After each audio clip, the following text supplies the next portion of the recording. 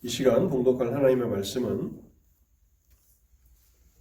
마태복음 1장 18절에서 25절까지 말씀입니다.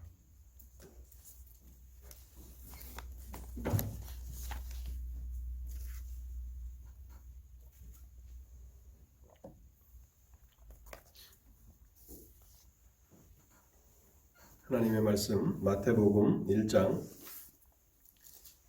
18절로 25절까지를 읽도록 하겠습니다. 예수 그리스도의 나심은 이러하니라.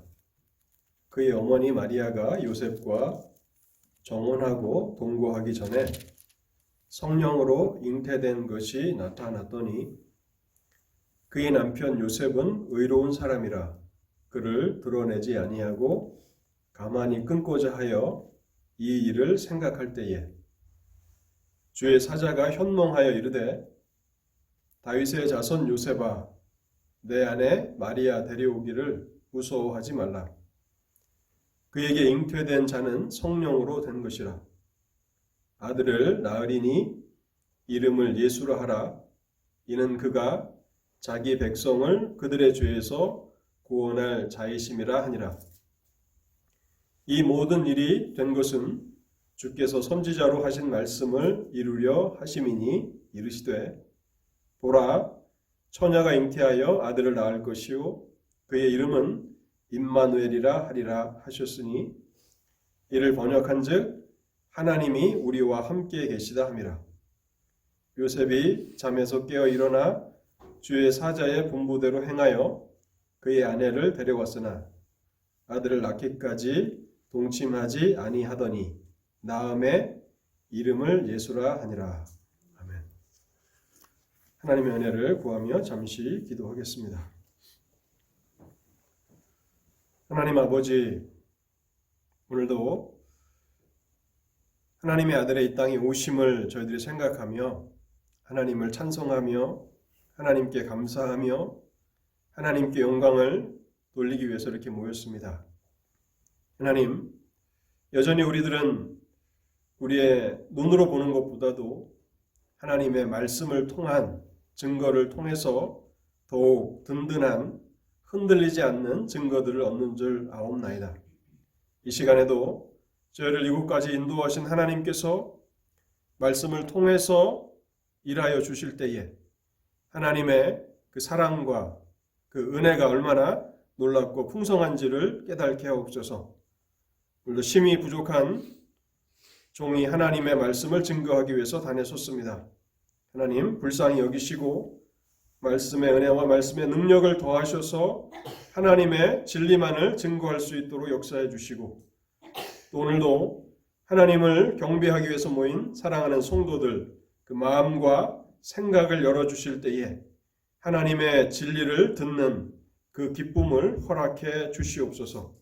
성령께서 말씀을 전하는 자와 듣는 자 모두 가운데 역사해 주시기를 간절히 소원하올 때에 이 모든 말씀 우리 주 예수 그리스도의 이름으로 기도하옵나이다. 아멘. 구약의 선지자들에게 약속하신 대로 하나님의 아들께서는 인간이 되셔서 이 땅에 오셨습니다. 가난하지만 경건한 요셉과 마리아의 가정에 아이로 오셨습니다. 부유하신 자로서 가난한 자들을 부욕해 하시기 위해서 스스로는 가난하게 되셔서 요셉과 마리아의 가정으로 오신 것입니다. 하나님이 원하셨다면 왕족 가운데 아니면 귀족이나 부자나 권세가의 집안에 태어나실 수도 있으셨지만 하나님께서는 그의 사랑하시는 아들을 가난한 목수의 가정에 보내셨습니다. 왜냐하면 그분은 가난한 자가 아니라 부유하신 자지만 우리와 같은 비천한 자들을 부욕해 하시기 위해서 스스로 낮아지시고 가난해지셨다라고 하는 사실을 우리에게 보여주시기 위한 것이라고 생각합니다.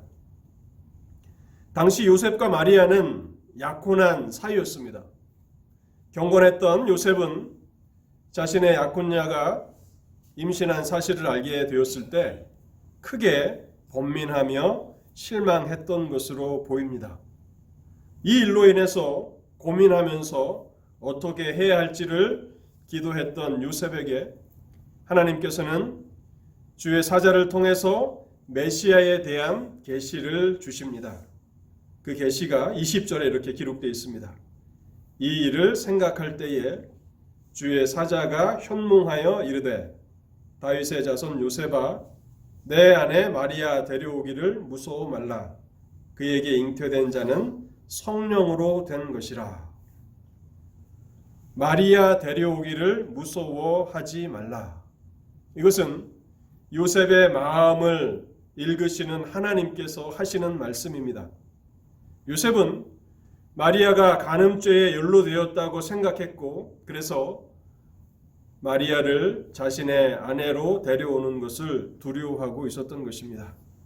경건한 요셉이 하나님 앞에 범죄하는 것을 얼마나 두려워했는가를 우리에게 보여줍니다.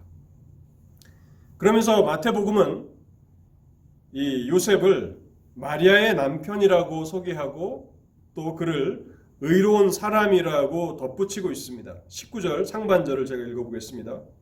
그의 남편 요셉은 의로운 사람이라 그를 드러내지 아니하고 가만히 끊고자 하여.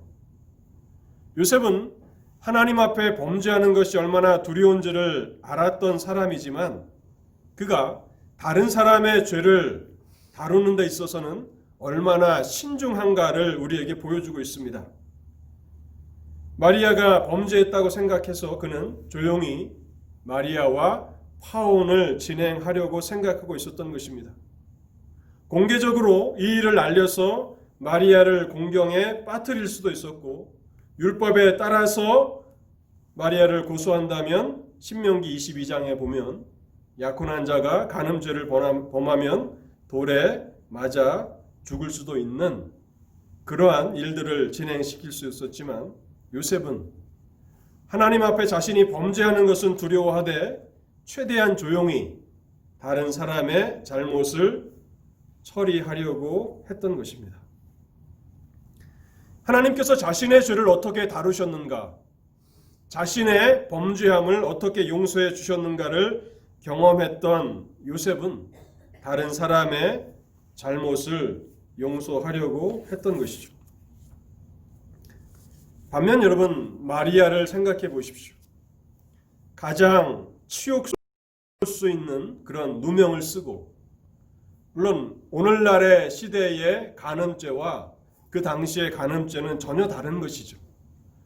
오늘날은 오히려 비정상이 정상이 되고 정상이 비정상으로 뒤바뀌는 그래서 선과 악과 정의와 불의가 매우 혼돈 가운데 있는 그러한 세상이라고 할 수 있지 않습니까?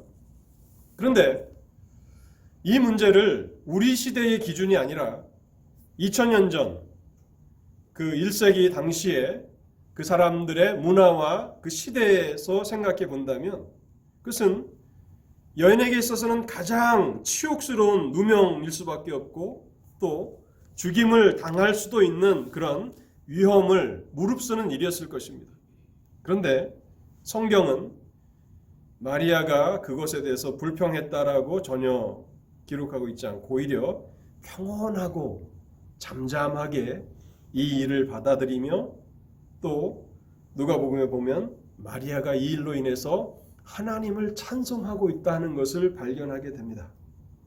모든 문제를 의롭게 판단하시는 하나님께 맡긴 것입니다. 요한복음 8장에 보면 간음하다 붙잡혀온 여인을 우리 주님께서 어떻게 다루셨는가를 기록하고 있는데요. 그 여인의 범죄로 인해서 수많은 군중들이 분노하면서 돌로 쳐 죽여야 한다라고 그렇게 모여들었을 때에 예수님께서 너희 가운데 죄 없는 자가 먼저 돌로 치라 그렇게 말씀하시자 몰려든 군중들이 하나 둘씩 그 자리를 떠나고 결국 아무도 남아있지 않게 되었습니다. 그때에 주님은 그 여인에게 다시는 죄를 범하지 말라고 경고하시며 자비를 베풀어 주셨습니다. 죄인들의 특징을 우리가 발견한다면 그것은 다른 사람들의 죄에 대해서는 지나치게 흥분하고 분노하고 비난하는 경향이 있다는 것입니다. 다른 사람의 잘못을 발견할 때, 다른 사람의 죄를 발견하게 될 때 지나치게 흥분하는 사람들은 죄인의 특성을 가진 사람들입니다. 그런 사람일수록 자기 자신에 대해서는 너무나 관대한 그러한 경향이 있습니다. 자신의 죄는 아무렇지도 않게 생각하고 자신은 또 다른 사람을 판단하는 척도와는 전혀 다른 관대한 척도로 자신을 바라보고 다른 사람에 대해서는 굉장히 엄격한 잣대를 드러내는 것이 죄인들의 특징입니다. 우리가 오늘 마태복음을 보면서 의인들은 어떠한 사람들인가? 의인들은 정반대라는 것입니다. 자기 자신에 대해서는 혹독하고 엄격하고 철저하지만 다른 사람들을 향해서는 관용하고 오래 참고 기다린다는 것입니다. 여러분, 우리는 하나님 앞에 어떠한 사람입니까? 하나님의 아들께서 이 땅에 오셨을 때에 가난하지만 경건한 마리아와 요셉의 가정을 택하셔서 그 가정의 어린아이로 이 땅에 오셨습니다. 자신의 약혼녀 마리아가 잉태하였다는 사실로 인해서 괴로워하였을 때에 하나님께서는 주의 사자를 통해서 성령으로 잉태된 사실을 알리셨습니다. 그런데 이 말씀은 이미 이사야 선지자를 통해서 하나님께서 예언하신 사실이었습니다. 이사야 7장 14절에 보라, 처녀가 잉태하여 아들을 낳을 것이요. 어떤 자유주의 학자들은 여기 처녀라고 하는 이 단어를 동정녀, 남자를 알지 못하는 동정녀가 아니라 젊은 여자라고 이렇게 주장하는 사람들이 많이 있습니다. 물론 히브리어의 그 처녀라고 하는 단어는 항상 동정녀, 남자를 알지 못한 그 동정녀만을 가르치지 않고 젊은 여자를 지칭할 때도 있습니다. 그런데 그들의 시도가 얼마나 우스운 일인가 하면 여인이 아이를 낳았다는 것은 아무런 징조가 될 수 없는 것이지 않습니까? 하나님께서 여호수아에게 징조를 주실 때 어떻게 징조를 주십니까? 해가 뒤로 물러가는 징조를 주시지 않습니까? 동에서 서로 가는 해가 앞으로 가는 그런 징조를 주셨다 그러면 그것은 징조가 될 수가 없는 겁니다. 여인이 아이를 낳는 것은 너무나 당연한데 그게 어떻게 징조가 되겠습니까?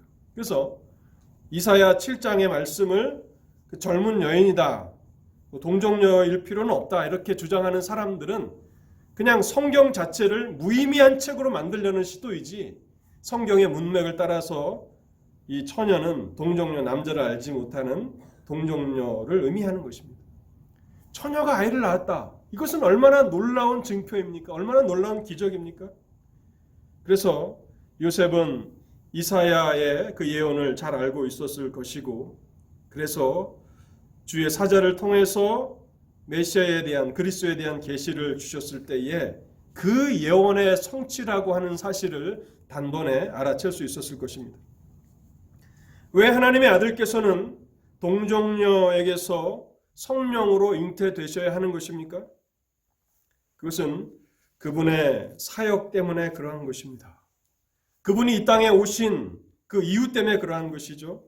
사람이 되시지만 죄의 본성을 물려받은 오염된 인성이 아닌 순전한 죄가 없는 인성을 취하시기 위해서 일반적인 출생 방법이 아닌 동정녀의 몸에 성령으로 잉태하신 것입니다.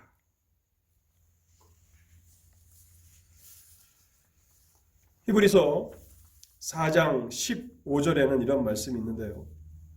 우리에게 있는 대제사장은 우리의 연약함을 동정하지 못하실 리가 아니요 모든 일에 우리와 똑같이 시험을 받으신 이로되 죄는 없으시니라. 성경은 예수 그리스도께서 죄가 없으시다라고 하는 이 사실을 증거하기 위해서 마태복음에 분명하게 그리스도께서 이 땅에 오시지만 일반적인 출생 방법이 아닌 동정녀의 몸에 성령으로 잉태되셔서 이 땅에 오셨다는 사실을 증거합니다. 또 마태복음이 또 한 가지 증거하는 그 증거는 마태복음 1장 16절인데요. 마태복음의 계보는 예수 그리스도의 족보를 다루고 있습니다. 그래서 아브라함이 이삭을 낳고 이삭이 야곱을 낳았다. 사실 그것은 부계를 따라서 낳은 것이지 남자가 아이를 출산하진 않지만 그런 식으로 기록하고 있습니다. 아브라함이 이삭을 낳고 이삭이 야곱을 낳았다. 그런데 16절에 오면 이렇게 되어 있습니다. 야곱은 마리아의 남편 요셉을 낳았으니 마리아에게서 그리스도라 칭하는 예수가 나시니라. 요셉이 예수를 낳았다. 그렇게 말하지 않습니다.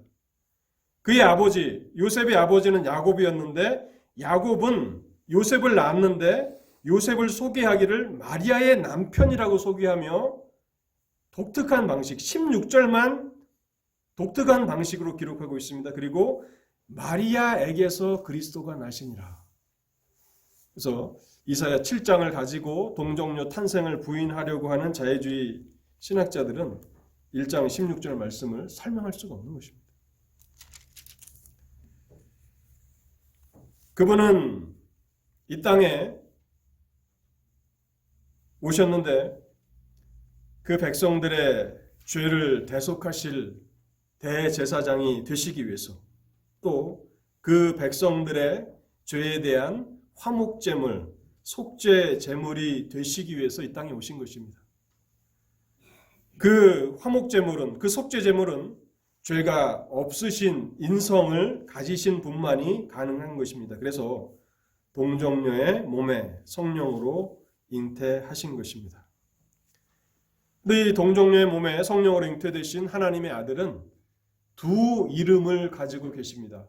그래서 오늘 이 남은 시간 짧게 이 두 이름에 대해서 좀 생각해 보려고 하는데요. 하나님의 아들이 가지신 첫 번째 이름은 예수입니다. 21절 말씀을 제가 다시 한번 읽어보겠습니다. 아들을 낳으리니 이름을 예수라 하라. 이는 그가 자기 백성을 그들의 죄에서 구원할 자이심이라 하니라.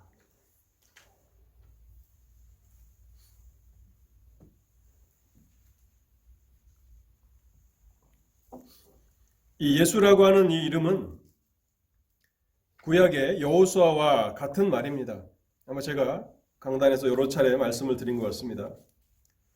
이 여호수아라는 말은 히브리어인데요. 구약 성경은 히브리어로 기록되어 있지 않습니까? 히브리어에 있는 이 여호수아라는 말을 헬라어로 바꾸면 예수가 됩니다.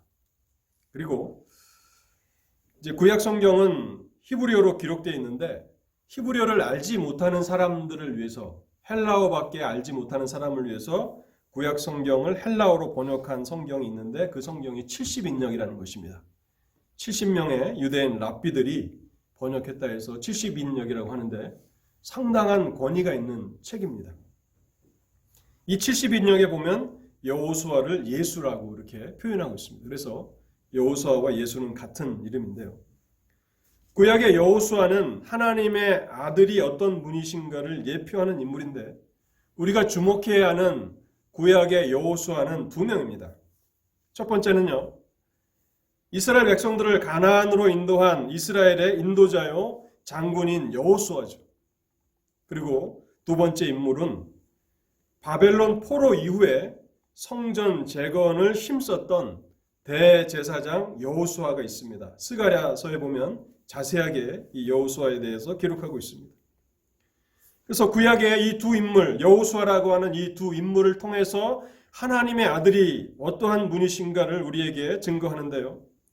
하나님의 아들 예수께서는 하나님의 백성들을 하늘의 가나안으로 인도하시는 인도자가 되신다는 사실이고 또한 그 백성들의 죄를 담당하시는 신실하신 대제사장의 사역을 감당하실 것이라는 사실을 여호수아의 두 인물, 구약의 두 인물을 통해서 잘 드러내주고 있는 것입니다. 마태복음은 예수라고 하는 그 이름의 뜻을 우리에게 상세하게 풀어서 가르쳐 주십니다. 이는 그가 자기 백성을 그들의 죄에서 구원할 자이심이라. 자기 백성을 저희 죄에서 구원할 자. 이 예수라고 하는 이 이름은 하나님의 아들이 왜 이 땅에 오셔야 했는가를 우리에게 설명해 주는 것입니다. 죄악 가운데 있는 그 백성들을 그 죄에서 구원해 주시기 위해서 이 땅에 오신 것입니다. 죄로부터 구원하시는 이 사역은 우리가 두 가지를 생각해 볼 수 있는데요. 첫 번째는 죄의 멸망으로부터 우리를 구원해 주시는 분이십니다. 왜 우리가 예수를 믿고 또 다른 사람들에게 예수를 믿으라고 증거합니까? 죄의 멸망으로부터 우리를 구원하실 유일하신 구세주는 예수 그리스도 한 분뿐이시기 때문에 그런 것입니다. 그래서 예수를 믿는 자들은 죄로 말미암아 영원한 멸망에 처해지지 않습니다. 그런데 우리가 이 21절에 예수라고 하는 뜻을 생각하면서 한 가지를 더 생각해야 하는데, 그것은 주님은 단순히 죄의 멸망에서만 우리를 건지시는 분은 아니시라는 것입니다. 예수님은 우리를 죄의 노예 상태에서 자유케 하시는 분이십니다. 우리의 죄의 종노릇하는 그 불쌍한 상태에서 우리를 해방시키시는 분, 그러한 의미를 담고 있는데요. 요한복음 8장 34절 말씀에 보면 예수님께서 이런 말씀을 하십니다. 예수께서 대답하시되 진실로 진실로 너에게 이르노니 죄를 범하는 자는 죄의 종이라. 죄를 범하며 산다면 너희는 죄의 종이라고 말씀하시는 것입니다. 그런데 그리스도께서 왜 이 땅에 오셨는가?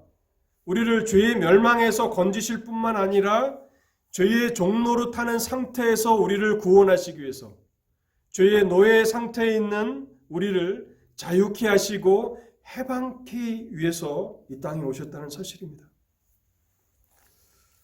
사랑하는 성도 여러분, 우리는 죄로부터 구원을 받았습니까? 죄의 멸망으로부터 건짐을 받았고 죄의 종노릇하는 그곳에서 우리는 해방되었습니까? 바로 우리를 죄의 멸망과 죄의 노예 상태에서 건지시는 유일한 분은 예수 그리스도 한 분뿐이십니다. 우리가 그를 의지한다면, 우리가 그를 우리의 마음으로 찾고 부르짖는다면 그 예수님은 우리를 죄의 멸망에서 건지실 것이고, 또한 죄의 종노릇하며 살아가는 그 비참한 삶에서 우리를 건지실 것입니다. 두 번째로 하나님의 아들의 그 이름은 임마누엘입니다. 임마누엘. 23절을 제가 다시 한번 읽어보겠습니다.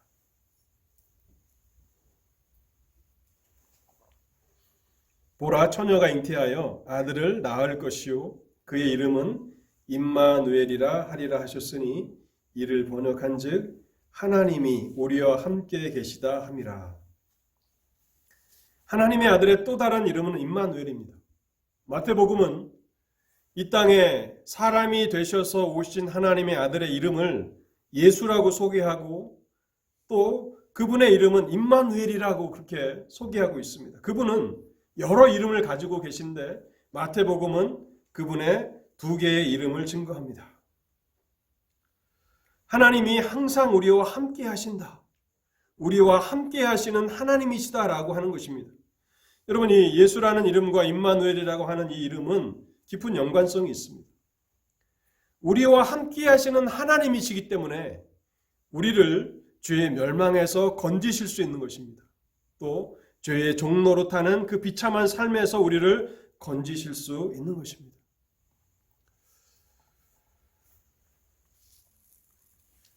우리는 이 성육신을 보면서 하나님이 우리와 함께 하신다라고 하는 사실을 알게 되는데, 그렇다면 성육신 이전에 예수 그리스도께서 이 땅에 오시기 이전에는 하나님께서 그 백성들과 함께 하시지 않으셨는가? 그렇지는 않습니다. 여전히 구약에도 하나님께서 그 백성들과 함께 하셨는데요. 우리가 지금 맥체인 성경 읽기표를 따라서 성경 읽어 나가시면 스가랴서를 읽게 되는데 스가랴 1장에 보면 하나님의 함께 하심에 대한 증거들이 있습니다.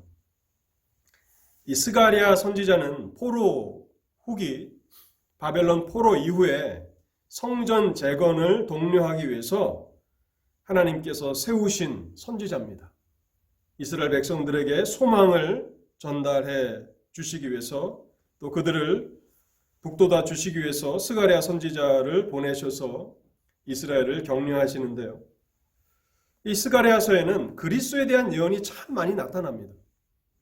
대표적인 그 예언이 이제 나귀를 타시고 예수님께서 예루살렘에 입성하시지 않습니까? 나귀를 타시고 입성하시는 예수님을 예언한 선지자가 스가랴입니다. 그뿐만 아니라 이제 10장 이후로 가면 예수 그리스도의 고난받으심, 또 그리스도께서 버림을 당하시고 또 죽임을 당하시는 그런 예언들을 하고 있는데, 그래서 마태복음, 마가복음, 요한복음, 또 요한계시록에서 스가랴서를 많이 인용하고 있습니다. 그 가운데서 저는 스가랴 1장만 잠깐 언급해 보려고 합니다. 스가랴 1장 8절에 보면 스가랴가 8개의 환상을 보는데 그중 첫 번째 환상이 스가랴 1장에 있습니다. 1장 8절과 11절을 제가 읽어보겠습니다. 내가 밤에 한 사람이 붉은 말을 타고 골짜기 속 화석류 나무 사이에 섰고 그 뒤에는 붉은 말과 자줏빛 말과 백마가 있기로 그들이 화석류 나무에 선 여호와의 천사에게 말하되 우리가 땅에 두루 다녀보니 온 땅이 평안하고 조용하더라 하더라. 1장에서 스가랴 선지자가 첫 번째 환상을 보는데 한 사람이 붉은 말을 타고 화석류 나무 사이에 서 있는 것을 봅니다. 그런데 11절은 스가랴 1장 11절은 거기에 있는 붉은 말을 타고 화석류 나무 사이에 선 자가 여호와의 천사라고 그렇게 언급하고 있습니다. 여러분, 여호와의 천사라고 하는 이 표현은 성육신 이전 성자 하나님에 대한 그런 호칭입니다. 구약에서 가장 많이 나타나는 호칭 중 하나죠. 여호와의 사자. 이것은 성육신 이전 하나님의 아들의 그 구약에 자주 나타나는 호칭인데요. 그리스도께서 골짜기 속 화석류 나무 사이에 서 계신다는 사실입니다. 여러분, 이 화석류 나무가 어떤 나무인가를 알려면 느헤미야 8장 15절을 읽어보면 되는데요. 그 유대의 3대 절기가 있지 않습니까? 그 유월절, 또 오순절, 또 장막절, 이렇게 초막절 이렇게 3대 절기가 있는데 그 초막절, 장막절이라고 하는 이 때는 이스라엘 백성들이 광야 생활한 것을 기념하면서 천막을 만들어서 이제 일주일 동안 그 초막에 들어가서 생활을 하는 절기가 초막절입니다. 그때 이스라엘 백성들이 초막절에 사용하는 그 초막, 장막을 만드는 나무가 바로 화석류 나무입니다. 그러니까 그 환상을 보면 이 환상을 보는 이 스가랴 선지자는 그 환상이 무엇을 의미하는지를 잘 이해하고 있었을 것입니다. 그것은 바로 이스라엘 백성들을 의미하는 것입니다. 장막이 있는 그 사이에, 화석류 나무 사이에 있다는 것은 이스라엘 백성들과 함께 있다는 것이고, 그런데 골짜기 속 화석류 나무 사이에 계신다. 이 골짜기는 무엇입니까? 낮은 지형을 말하는 것이죠. 가난과 고통과 비천함을 상징하는 것이지 않겠습니까? 스가랴 선지자를 하나님께서 위로하실 때에 하나님이 지금 고통 가운데 있는 바벨론 70년의 포로 이후에 예루살렘에 돌아와 보니까 땅은 다 황폐가 된 거죠. 얼마나 폐허처럼 변해 버렸겠습니까? 경제적으로 영적인 어려움 가운데서 그들은 절망했고 또 낙담되어 있었을 것입니다. 그래서 성전 공사를 진행하다가 16년 동안이나 그 공사가 중단되기도 하는 그러한 어려움 가운데 있지 않았겠습니까? 그런데 스가랴가 첫 번째 본 환상은 그곳에 그리스도께서 계신다는 것입니다.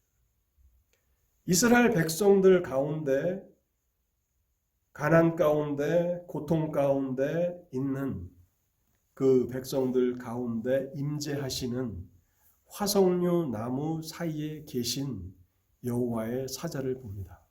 그런데 이 화석류 나무 사이에 거하시는 분이라는 이 표현이 스가랴서에서 여러 차례 반복되고 있어요. 너희의 낮은 그 위치, 너희의 고통 가운데 함께하는 여호와라. 그런 의미가 되는 것입니다.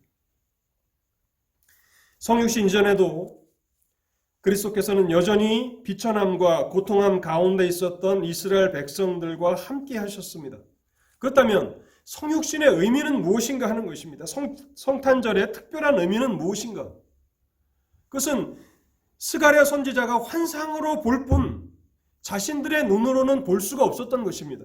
그런데 하나님께서는 이제 그 아들을 이 땅에 사람이 되어서 아기가 되어서 이 땅에 보내심을 통해서 사람들이 눈으로 볼 수 있도록 하나님이 우리와 함께 하신다는 이 사실을 눈으로 확인할 수 있도록 우리와 같이 연약한 사람들, 도마와 같이 연약해서 내가 만져보지 못하고 내가 눈으로 보지 못하면 믿지 못합니다라고 말하는 연약한 우리들을 위해서 우리 눈으로 하나님이 우리와 함께 하신다는 이 사실을 증거하시기 위해서 하나님의 아들께서 인간의 몸을 가지시고 이 땅에 오신 것입니다. 우리가 2020년 이 한 해 동안에 히브리서 말씀을 생각해 보지 않았습니까? 히브리서 13장 5절에 이런 말씀이 있습니다. 돈을 사랑하지 말고 있는 바를 족한 줄로 알라. 그러니까 친히 말씀하시기를 내가 결코 너희를 버리지 아니하며 너희를 떠나지 아니하리라 하셨느니라. 여러분, 우리는 눈으로 보지 못하면 어떠한 사실을 믿으려고 하지 않습니다. 하나님이 너희와 함께 하신다고 말씀하시지만 교회에 있을 때는 하나님이 함께 하시는 것 같은데 나의 처소로 돌아가면 그렇지 않은 것 같다.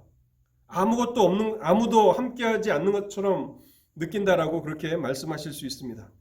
여러분, 우리는 연약하기 때문에 그런 것입니다. 하나님은 그 백성들과 늘 함께 하시는 하나님이십니다. 성경의 마지막 책이 어떤 책입니까? 요한계시록이지 않습니까? 요한이 본 환상은 무엇입니까? 요한계시록 2장 1절에 보면 7 금촛대 사이에 다니시는 한 분을 사도 요한이 봅니다. 여기 7 금촛대는 7 교회라고 말씀하고 있습니다.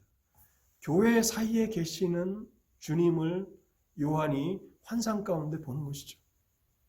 주님은 여전히 하나님의 백성들과 함께 하시는 겁니다. 스가랴서를 통해서는 화석류 나무 사이에 계신 분으로 나타나셨고 성육신 하신 이후에 그래서 우리 죄에 대한 화목 제물을 드리시고 그래서 우리의 구원을 완성하신 이후에 승천하시지 않았습니까? 그럼 우리와 함께 하시지 않겠구나라고 생각하는데 마지막 책인 요한계시록에 보면 7 금촛대 사이를 다니십니다. 머물러 계시는 것이 아니라 그 교회들 사이를 다니시는 분이 바로 성육신 하셨던 바로 예수 그리스도시라는 사실을 우리가 알게 되는 것입니다. 우리가 마태복음을 통해서 발견하는 하나님은 어떤 분이십니까? 하나님은 그 백성들과 함께 하시는 하나님이십니다. 우리가 자꾸 경험하는 것만, 우리의 눈으로 보는 것만, 우리가 만질 수 있는 것만 진리라고 믿겠다라고 한다면 우리는 늘 외롭다고 생각할 것입니다. 그러나 오늘 이 성탄절에 우리가 기억해야 하는 분명한 한 가지 사실은 하나님의 아들의 이름은 임마누엘입니다. 그 백성들과 함께 하시는 하나님이십니다. 그래서 우리는 하나님이 항상 우리와 함께 하신다라고 하는 이 사실을 잊지 말아야 할 것입니다. 결론의 말씀을 드리겠습니다. 하나님의 아들은 두 이름을 가지고 계십니다. 예수라는 이름입니다. 예수는 우리의 구주이십니까? 예수는 나의 구주이십니까? 예수가 나의 구주라고 그렇게 고백할 수 있습니까? 그분이 부유하신 분으로서 이 땅에 오셔서 가난하게 되심은 그 백성들을 부욕해 하시기 위해서 오신 것입니다. 그분을 믿는 자들은 죄의 멸망에서 구원을 받고 또 죄의 종노릇하는 데서 건짐을 받는다고 말씀하고 있습니다. 우리의 신앙 고백이 그분을 나의 구주라고 말씀할 수 있는가, 고백할 수 있는가 돌아보실 수 있기 바랍니다. 또한 하나님의 아들은 임마누엘이라는 이름을 가지고 계십니다. 그 하나님이 우리와 함께 하십니까? 여러분의 삶에 함께 하십니까? 그것을 늘 인식하며 살아가고 계십니까? 또한 나는 하나님과 함께 하기 위해서 그렇게 힘쓰며 하나님을 찾고 있습니까? 오늘 이 하나님의 이 두 이름을 우리가 깊이 생각하면서 이 땅에 오신 그리스도를 통해서 우리에게 주시는 이 특권, 이 행복을 우리가 온전히 우리의 것으로 삼는 그러한 은혜가 있게 되시기를 바랍니다. 기도하겠습니다.